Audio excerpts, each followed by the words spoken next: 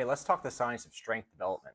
So when it comes to strength and how does that translate into the golf swing, we're talking about power in the golf swing. Remember, power is force over time, essentially. So power is how much work can we do over a unit of time.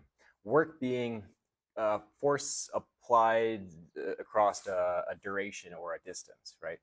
So why is strength important if what we really need is power?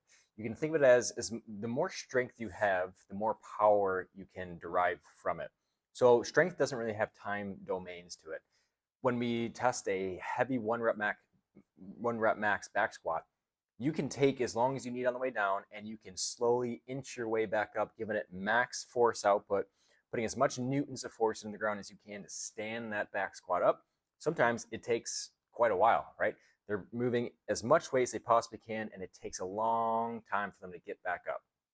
Now, that is a lot of force, but it's applied over a long period of time. It's not very powerful. What we find is that you can move more weight fast if your peak strength is higher. That makes sense. So if you can lift this much weight, right, as a one rep max, your ability to move weight fast is probably about here, right? Maybe 60%.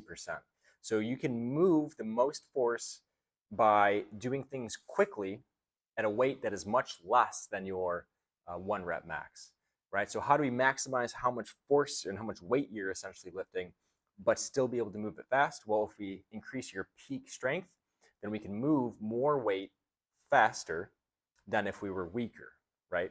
So it's not that strength is essential to translates directly to the golf swing, but what strength does is give us a higher peak potential for creating as much power as possible. So if we think peak power is 60% of your one rep max, then the higher we improve your strength, the more that 60% number will be. So strength is important for the golf swing in many different joints and in many different planes, right? The rotational, this frontal plane torque, as well as the sagittal plane torque, right? So your ability to create power and force strength through these different torques. Max power is important because that translates to, max strength is important because that translates to max power once we get there, right? Once we start moving that weight fast.